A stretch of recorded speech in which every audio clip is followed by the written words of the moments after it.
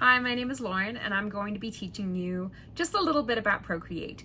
I am not a professional, so I don't know all of the buttons myself, but we'll learn together. This is the kind of art that I do right here. It's just very cute and very colorful. So yeah, we're gonna learn together. I'm just gonna teach you the basics on how to get started with Procreate, because I know a lot of people get intimidated by the app. So hopefully this video helps to introduce you to a few simple things to be able to get started. But yeah, make sure you subscribe too, because I'm gonna have a few more of these videos in the future. It's fandroz.com. All right, so when you first open Procreate, you will have examples of some pictures that they have put in there for you to show you what kind of work can be done in Procreate. You can either delete those or add them to their own file, whatever you want to do. I deleted them a long time ago just because I felt there was no need for me to keep them in my iPad. I have a 12.9 5th generation iPad and the matching pen to go with it. I even had my name put on it. Like, how cute is that? Anyway, so we're gonna start off super simple. You've got your select, import photo, and a plus sign, and then of course the Procreate name. So we're gonna start simple by hitting the little plus sign, and we're just gonna, again, go simple with the screen size. It's going to open up just a piece of paper that's basically the same size as your screen. So in order to move the page around, you pinch in to zoom out and pinch out to zoom in.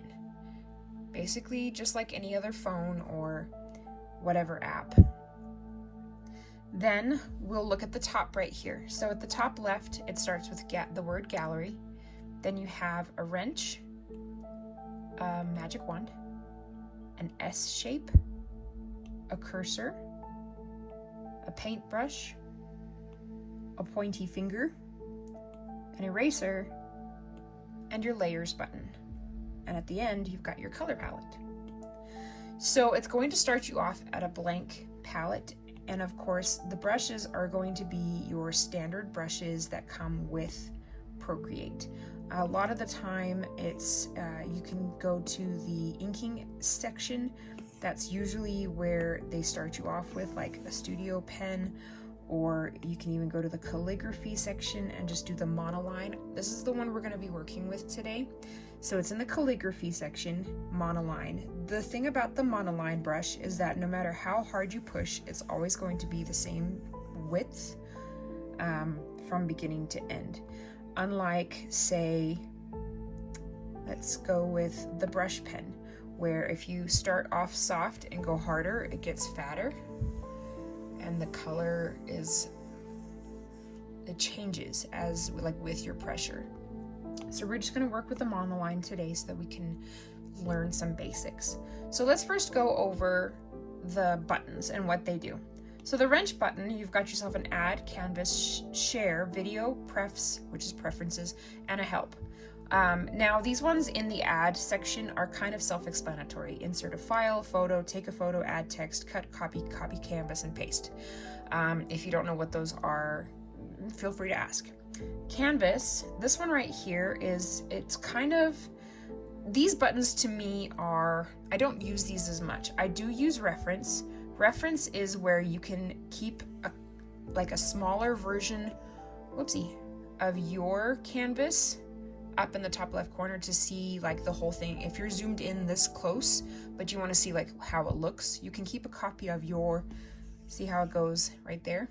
You can see your art in the reference. Or you can click image and then import an image and say, why is it not working? There it is. So say I want to work with this funky pigeon that I drew, and you can use this as your reference.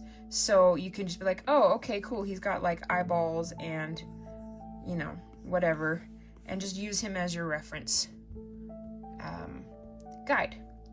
And then face, that's like hi, I never use that one. That's ridiculous. Oh, where did there it is. Okay, so just ignore all that. That was just kind of funny. Anyway, So crop and resize, that's if you want to change the size of your canvas. Then you've got animation assistance for when you want to make animations. That's way too complicated right now, so just ignore that, along with page assist, drawing guide. Obviously flip horizontal, flip vertical are kind of self-explanatory. They sort of just flip the entire canvas whichever way you push it. Canvas information, it just basically tells you what your dimensions are, which like how many layers you have, the color profile. I like to work in the sRGB. You can also do CMYK as well. Then you've got video settings and statistics. It tells you like how long, see tracked time. It's taken me 3 minutes basically to do this. All right, then you have your share button, which you can share your image as a Procreate file, PSD, PDF, JPEG, PNG, TIFF. Then you can also share your layers individually as a PDF, PNG files, animated GIF, animated PNG, animated MP4, and an animated HEVC. My go-tos are usually JPEG and PNG, and then if I'm doing like a layered thing for SVGs, I will do PNG files. Video, right here, this will do a time-lapse replay. It'll show you basically everything you've ever done. So mine is obviously only 1 second long because I haven't done much on here. The time-lapse recording, you can decide whether or not you want to keep it on. And then of course the export time-lapse video, you can export it and save it if you want to share it with social media or whatever. Preferences, this is right here. This is all, if you want to do a light interface, which I can't do that. So I do dark interface, right hand interface. That's if you want to move this scale left or right. I prefer it on the left side. Dynamic brush scaling, I'm not entirely sure what that is. Again, like I said, I'm not a professional, but if you are truly curious about it, go ahead and look it up. Project canvas, I don't know what that is either. Brush cursor, this right here I like to keep on because you can do this and it'll like you can draw, fine. But then if you hit brush cursor, it'll show you, I might need a better brush to show an example, hold on. Okay, let's see. Let's go to this one. So you see how it has like, you can see where the brush is. You can also change that, see like right here, you can't see where the cursor is. So you can, let's see, undo. See how you can't see where the cursor is? So you click that, hit brush cursor, and it'll show you where your, like the outline of your cursor is. See, and then, let's see. Some of them you can't even, like you can't tell. There you go. Like this one, you can see where the brush is. It's kind of weird. I like it just because to me sometimes filling in certain areas, I need to know where the brush is so that I'm not going outside the lines. All right, then again, pressure and smoothing, gesture controls, rapid undo delay, selection mask, all of this. I don't really mess too much with all of this because I'm not 100% sure what everything does or what everything means, and I'm not going to like mess. Gesture controls though, this one I have done a few things. So like a quick menu for me, I do the 3-finger swipe.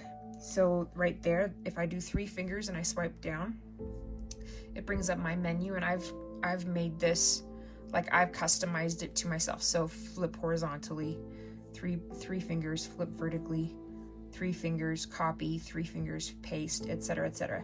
Add text. All right, so let's go over hand gestures here. So 2 fingers, taps, like 2-finger 1 tap means undo. 3 fingers is redo. If you just tap, undo, whatever. Again, pinch in and out right there. And like I said, you can go into your preferences and change the gesture controls to make however many fingers do however much, or even your pencil, like you can deal with all of that as well. Okay, let's see. And then the help is just help stuff that I, again, am not really too familiar with. So the second one is the magic wand button. And so you've got your hue, saturation, brightness, color balance, curves, gradient map, Gaussian blur, motion blur, perspective blur, noise, sharpen, bloom, glitch, halftone, chromatic abrasion, liquefy, and clone. I know how to use some of these. I know how to do Gaussian blur, motion blur, noise, sharpen, liquefy, clone. Like there's a few, like there's obviously a few that I know some of them, like curves and color balance, hue and saturation and whatnot, from like Photoshop or whatever. But again, I'm not well versed in the Procreate universe. So yeah, I'll show you all of these ones in a later video, but for now we're just learning the basics. So the S button, I'm gonna go ahead and draw something here. So we're just gonna draw, oopsie, wrong brush. Let's go ahead and use that one. So you're gonna just have your happy face, right? But you're like, oh no, I don't like the placement of that mouth, but you don't want to go back and erase it because it was like a really cute mouth, and you were like, oh man, I don't want to redraw that because what if it's not the same? So you hit the S button, make sure you're on the right layer. Hit the S button, which I guess it's like a cut. Make sure you're on freehand, and you can go around it, and it'll like highlight the mouth. And you're like, oh, it needs to be just a little bit more down and to the left, right? So you'll hit that cursor in order to move it. Once it's placed though, you'll be going back straight to your paintbrush. So make sure that if you want to do it again, you do it again, cursor. I changed my mind, I want to make it bigger. We're gonna do that, there you go. Okay, now, so there's your new face, right? So again, the cursor is going to move your entire image, right? So what I like to do is keep the snapping on, because snapping will help you, say you want to go to like the center of the canvas. So sometimes it works, sometimes it doesn't. Again, snapping also has these things like distance, velocity. I don't understand that 100%. I'll be honest, I kind of just sort of wing it. See, I don't know, there it is, okay. So it should be able to like show you, there's the middle, and there you go, there's the center. We found it. Yeah, it's, again, like I said, I am not I'm stating this like a million times. You need to know, I am not a professional. Anyway, so the cursor is your moving button. It basically just moves everything, resizes. Also, for fair warning, if you move it and you move it there and then you get out of it, you're like, oh crap, I don't want it there. And then you move it away. It has now cut your image because you had it off the side of the canvas. So make sure that if you are moving things around, you want to like make sure you're looking where you're putting it, because what if you had the perfect image and you bring it back and he's all cut into pieces, right? So let's undo. There's the whole face right there. All right, so now how do you save this? Oh, I love my face, I totally want to save it. Now here's fair warning again. You save it by going back out to the gallery. Boom, saved, right? But once you go in, look at this. You cannot undo. You cannot undo. You are stuck at the point you're at.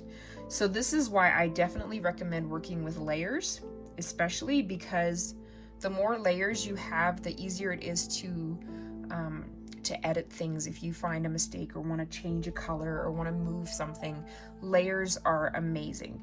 And again, if you're happy with where you're at, go ahead and save it by going out to the gallery.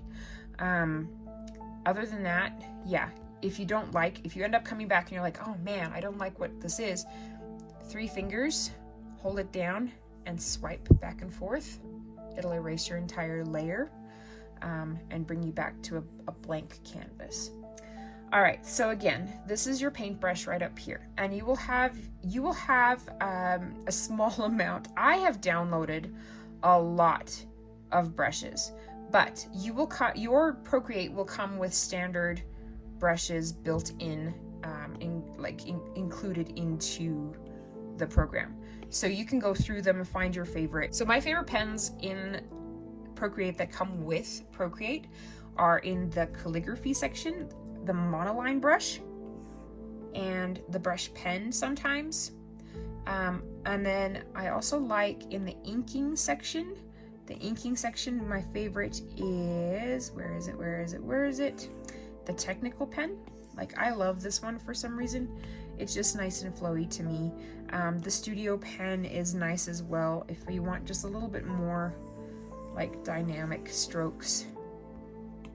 And then the dry ink. The dry ink is one of my very, very favorites.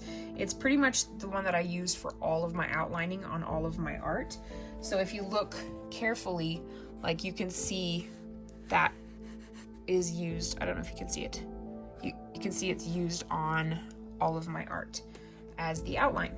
So the dry brush is probably my favorite brush out of all of them. But then I like to go through and mix and match and use whichever ones I might want to do, like change it up every now and then. All right, so, and then we have the finger. So the finger, if you, let's see, I'm gonna go back up to my favorites. We're gonna go back to monoline, and we're gonna have ourselves just a ziggy-zaggy. So the finger is your smudge tool. So we're gonna so this is, oh, by the way, this is your size right here, the size of your brush. And then the bottom one is your opacity, which means how solid the color is. So see how I did this, how it's a solid black? So opacity, if you bring it down and you use that same brush, we're going to do the opacity down and it'll be like see-through, right? All right, so the finger is your smudge tool. So I'm going to keep the opacity all the way up on this one just to show you how it works. And then the size, we're going to do like a good medium size like this, right? So you're going to just swipe back and forth or whatever, do what you want to smudge your image, right? You can make it bigger. You can make it like the opacity less so that you're not smudging as hard, I guess. And then also the smudge tool also has the same basic brushes, so brush strokes. So if you want to smudge with, say, the dry ink, you can also do that and smudge differently. See how it has like little spots throughout the whole thing. So the brush that you smudge with will depend on how the smudge looks, basically. All right, now this one is self-explanatory. It's your eraser. You can do big, small. Let's go really big and just go over like the whole canvas right here. But then we want to leave this section over here. You can again do the opacity. And this one I like using the opacity way down right here for when I want to do like a fade, for instance. So if I want to fade something out, I like to bring the opacity down really, really low and just kind of go over it a few times, and it looks like you're fading into nothing. So that's pretty cool. All right, so that's the basics of all of these buttons, right? Fingers, swipey, swipey, all gone. And then again, the layers right here. These layers are very crucial and important. So when you're working and you're like, here's my happy face. Oopsie, let's bring this a little bit smaller. We're gonna go with Mr. Happy Face, right? And then I want to color him in, but I don't want him to be on the same layer. So click the layer, you can click and hold it and move it down to go behind him, right? Let's go ahead and go with our happy yellow. This is your color wheel, self-explanatory. You can change how it looks by clicking these buttons at the bottom. You can do your classic, which is right there, your harmony, which shows you the two different colors that you, like if you want to find colors that are like harmonized, pink and green. You can also change it to split complementary, analogous, I guess, triadic and tetradic. So obviously these are different ways of finding colors that work really well together on the coloring wheel. Anyway, so I mostly keep it on complementary and disc. Now your palettes, if you have specific color palettes that you really like for me, I have quite a few color palettes that I really love. You'll find it in your palettes button. All right, so like I said, I like to keep it on disc, and make sure you're on the right layer. Every time you're working with layers, make sure you are on the right layer to be working on. So right now, I'm just gonna go ahead and keep the monoline brush, and we're gonna make it just a tad bit bigger, and we're just gonna color this guy in like this. Now, if you want to, you could be coloring with me or drawing with me, and then you can learn how this all works, right? Okay, so here we have our 2 layers, 1, 2, right? But say I want this yellow to be half blue, right? Go back here, hit blue. Now I could do this where like I try to color in like this, right? But as you can see, I might go outside of the lines and it's just going to be weird. So I want to teach you one real quick button before we continue on with anything else. This is one of my favorites. You can do one of 2 things. There are 2 different ways to color within your lines. 1 is alpha lock, 2 is clipping mask. Alpha lock is on the same layer. Take 2 fingers, swipe right, and you can see there's sort of like a plaid or whatever pattern behind it. Then you know that you're in alpha lock. Now you can go swipe back and forth and see how I'm not going outside the lines. So I'm only working on the yellow. Now you can also do swipe to unlock it. Clipping mask is on another layer above the color. So say layer 3 is my clipping mask. You click on it and hit clipping mask. You see there's a little arrow right there. That means that whatever I paint on this layer is going to stick to the layer below it.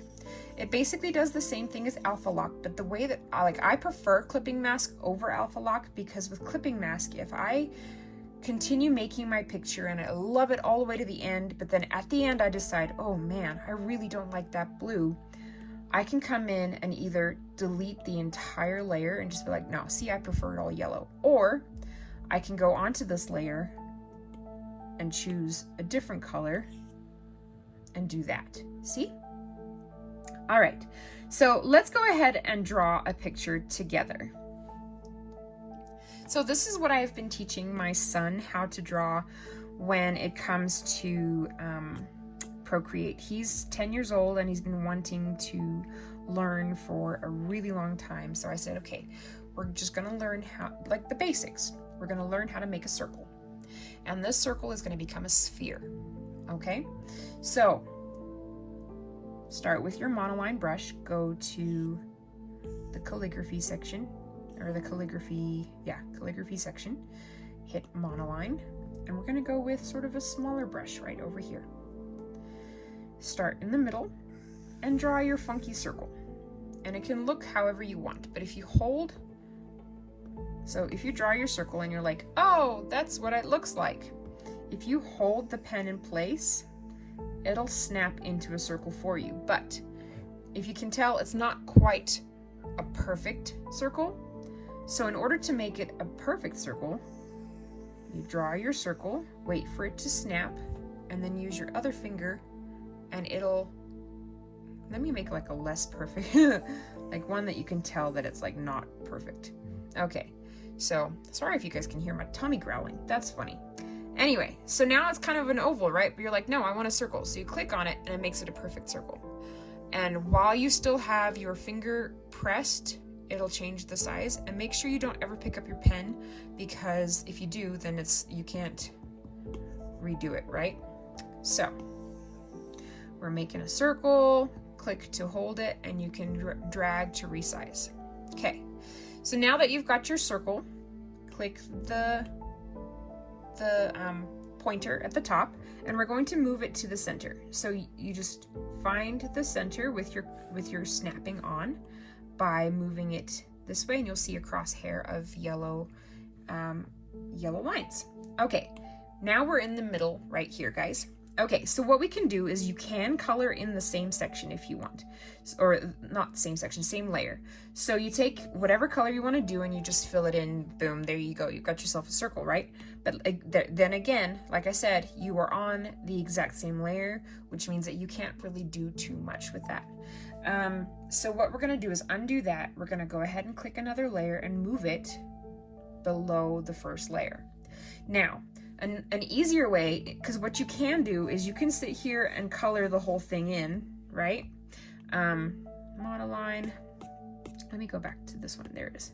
Okay, so you can go back and color in the whole thing individually like this if you want to, but then you like run the risk of going outside the circle, and it's a whole thing. So let me teach you a quicker way to fill this in without having to do that. So once you have your new layer, what you're going to do is click on the first layer and push this button right here where it says reference. Now that means that this is what you're working with, and so you go to layer, like the next layer, and since you have a circle here, it means that if you click and drag into that circle, it's going to stay in the circle because it's like, hey, this is what it looks like on that first layer, so we're gonna go ahead and mimic whatever is on the, does that make sense? Anyway, so it fills in the circle perfectly for you without being on the same layer. All right, so now we want to make this circle look like a sphere, which means that it like makes it look like more of a ball instead of just a flat circle. So we're going to hit the plus button, click the third layer, click clipping mask. Now what I like to do is do a darker color of the same color. So if I'm doing purple, I want to do a dark purple. And this way we're going to do monoline. We're going to go around the edge like this.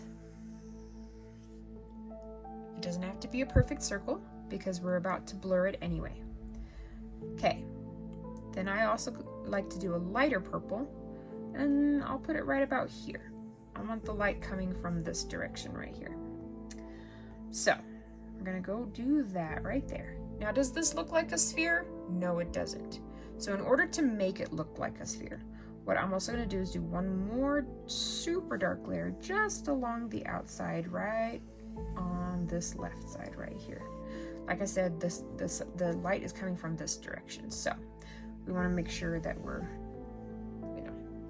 All right, so to make it look like a sphere, we're going to go up to the magic wand, hit Gaussian blur, and we're going to click and drag to the right.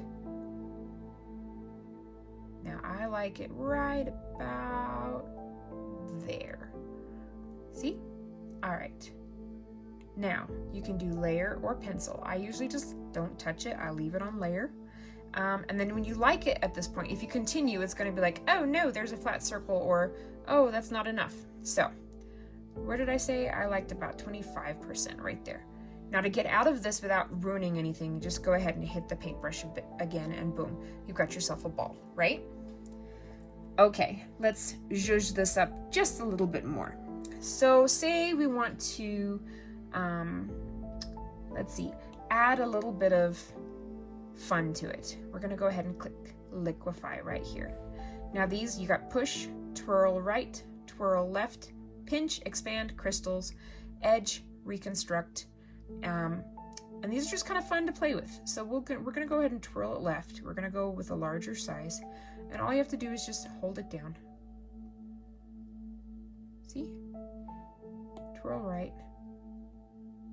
Just hold your pencil down and it'll swirly for you. So you can either make swirls, or you can even sort of liquefy your entire, it's a whole thing. So these are just buttons to play with. It's the same with pinch, where you the colors sort of just become pinched together. Expand is where you kind of make more of like a indent. Crystals are just sort of jaggedy edges like that. Edge is, I'm not entirely sure. I don't know if this one works too well. It's a whole thing. Reconstruct is if you want to make it go back to normal, like what it looked like before. But yeah, these are just fun ones to play with. Now, again, if you want to add a background, you can either change the background color just on its own like this, or you can keep it on the white, wherever that is, white. But I like to add a whole different layer underneath, and then pick my color and fill it in. One of my favorite brushes is the medium nozzle. I'm not sure where that one is, but it's in here somewhere. Sketching, spray paint, burst, there it is. Okay, so it's in the spray paint section. It's medium nozzle. That's one of my favorites, just because I can just do some just like that. It just kind of creates sort of a cool grainy texture to your paper. All right, I think if you have been drawing along with me, good job, I'm proud of you. And I would love to see your spheres. So if you would like to see or show off your spheres, go ahead and click the link in my bio and join my Discord, because I will have a section in there for my YouTube tutorials and whatnot, where you guys can go show off your YouTube drawings. All right, hopefully this helped you feel a little bit less intimidated. One more thing before we go, if you want to you just decide this is perfect, this is perfection, right? And you want to create one big fat layer, you can pinch and it becomes one layer. Undo 2 fingers. A lot of the time I will not pinch my layers together, but if I do feel like I'm at that point where I like what I have, sometimes I will pinch a few layers together to create less layers, just so that it's not taking up too much space on my iPad. Anyway, to get back to the gallery, you just hit the gallery, it'll take you back here, and yeah, congratulations, you've learned the basics of Procreate. I'm so sorry that this was such a weird video. I'm kind of just doing it off the fly. Hopefully it helps you and it'll get you started. But yeah, have fun with Procreate and see you next time.